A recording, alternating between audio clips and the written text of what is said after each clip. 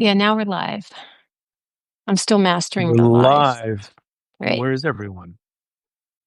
There's one. Here they come. Here they come. All right. Here's our tardy class. I will say what I always say when I do one of these things. I appreciate the people who, in the middle of their workday, are joining us in the middle of our workday. To talk a little autocracy. Ruth, how are you? I'm good. I'm good. Resolute. Resolute? Yes. Resolute. More resolute than before? Like, what causes you to be resolute? As things get worse and those who would like to take our freedoms away get more aggressive, it just fills me with more desire to advocate, to educate and advocate for our freedoms and help people understand this is a playbook, and there are things that can be done. Well, that's an excellent mission statement as our class files in. Because a lot of people say that they're turned off by the news. They don't say they're sticking their heads in the sand, but they say they don't like to read the news, watch the news, see what's going on, sort of live their lives, do other things. Can you tell them why that's not the best policy? I mean, I think that it's important for everyone. Everyone has their own threshold and tolerance, and it's easy to get overwhelmed and burned out. And the Trump administration, from the earliest times of Steve Bannon saying that you need to flood the zone with you know what, that's part of the tactic. So you do need um, to regulate your news consumption if you're susceptible. But um, it helps to know that what authoritarians around the world want to do to us is to make us feel helpless and hopeless. Like there's no point in resisting. There's no point in registering people to vote or voting anymore. And that leads to cynicism. Yeah.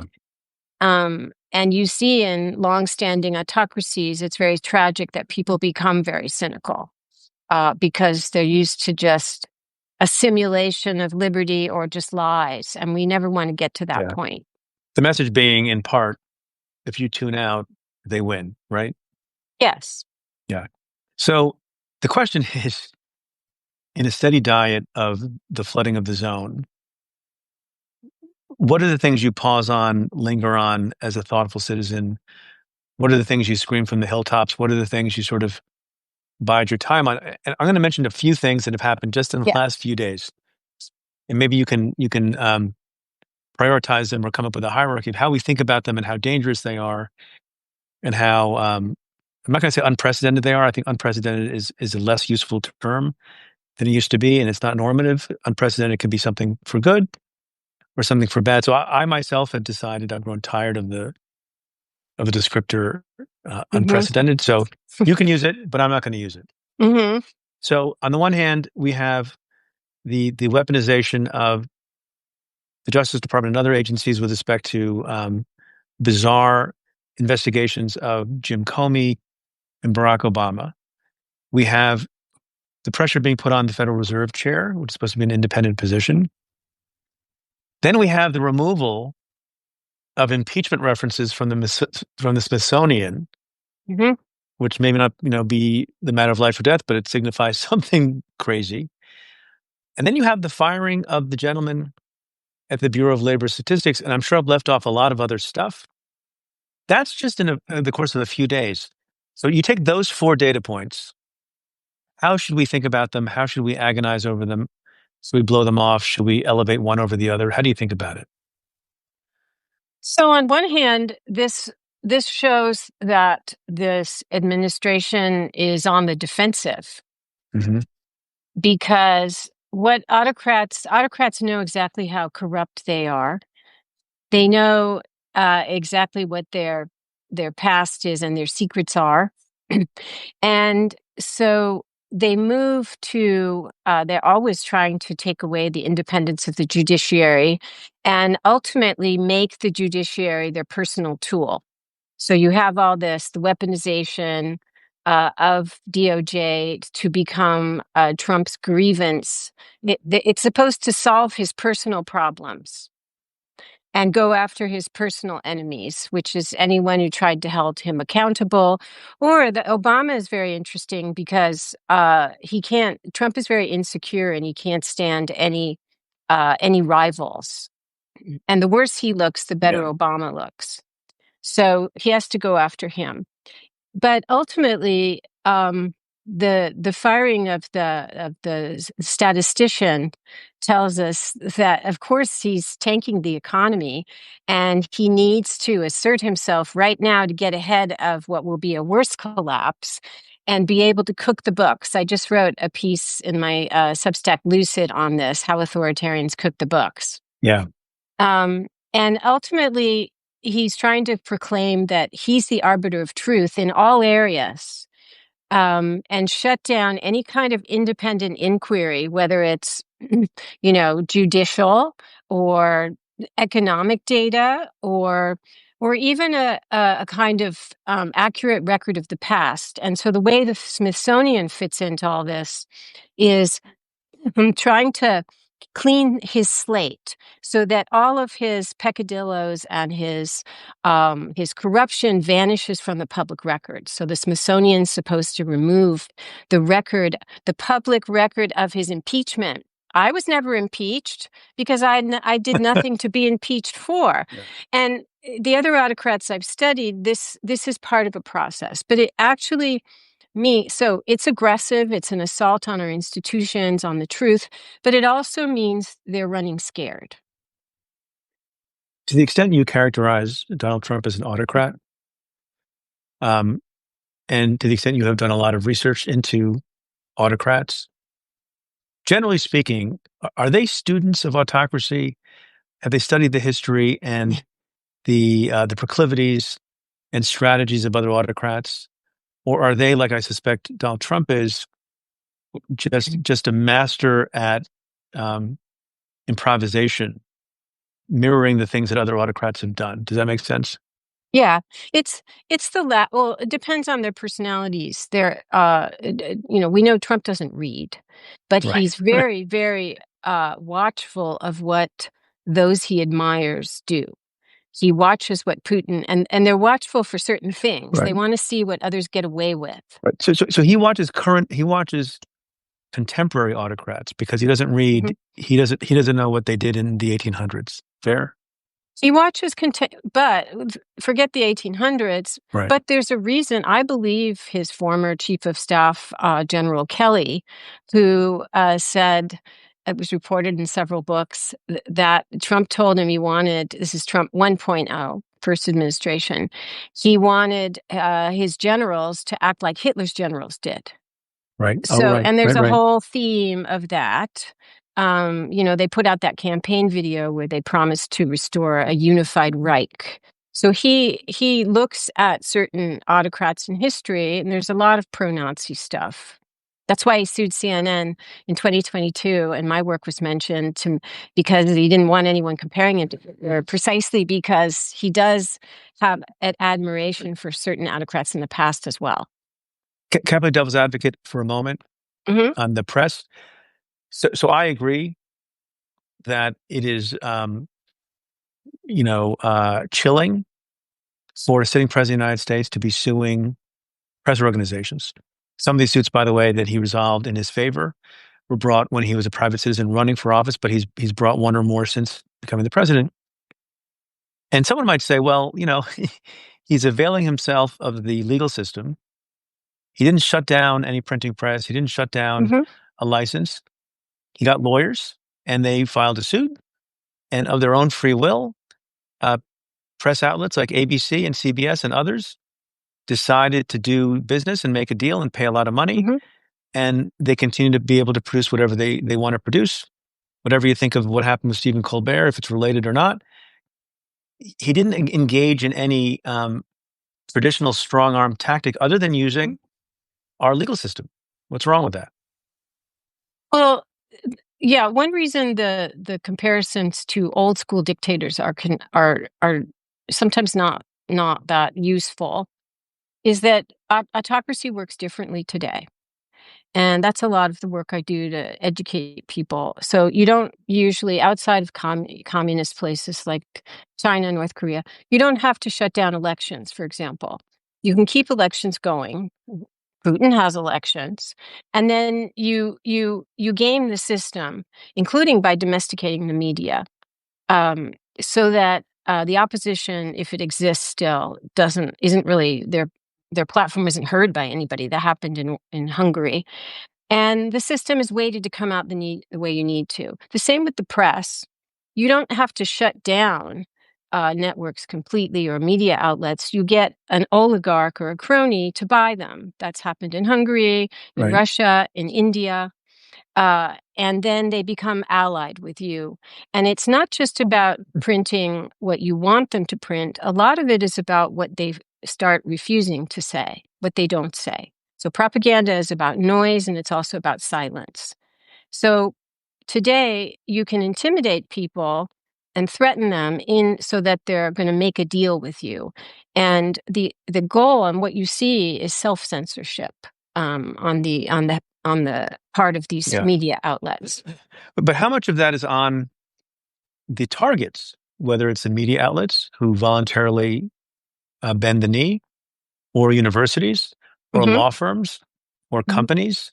Do you consider them to be complicit? Do you consider talk like I'm engaging in to be blaming the victim? Isn't there some role of people not to capitulate? Absolutely. And it's I've been watching what's going on. You can only imagine, because it's the exact wrong thing to do. History tells us that we have way more power than we think we do if we band together. And there have been times in history in other places where one person is singled out and then the others have a collective solidarity. And then the autocrat knows that they can't knock on that door anymore, that they're not going to get a deal in Trump's terms. Instead, the opposite has happened. That all kinds of sectors have capitulated, some of them baying in advance before he even came into office, like Bezos, etc.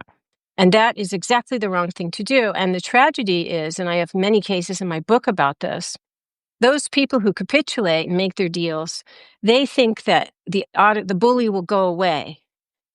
Well, guess what? You have just proved yourself to be weak, and the bully will come back for more. And that they're going to have to find that out the hard way. Before we went live, I was reminding myself and you that you were a wonderful guest on the podcast, and I thought it was like a few months ago, or like a year ago. It turns out it was back in October of 2022. Oh my God! October 13th, my birthday. And rather than take the day off, I talked about autocracy with you. So, boy, happy birthday! That's how the Bhararas celebrate their birthdays. And we had a discussion about something that I have quoted back on the podcast and otherwise many times, and it was a revelation.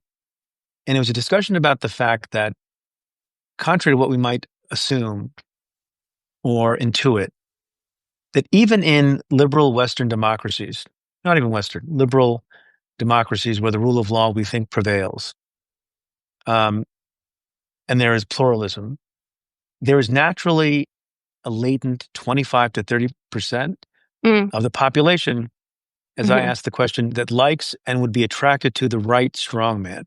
For people who haven't heard us talk about that, or you talk about that, could you explain how that could be such a high percentage in America, in France, in the UK, and other countries that we think everyone welcomes liberty and constitutional democracy? Yeah, basically, this is research by Karen Stenner and others that show that anywhere, basically in any country, about 25 to 30% of the population has authoritarian tendencies. Now, if you have a strong democracy, those tendencies are expressed not politically, because that's not an option, but in areas like child rearing, just tradition, perhaps religious beliefs, patriarchy.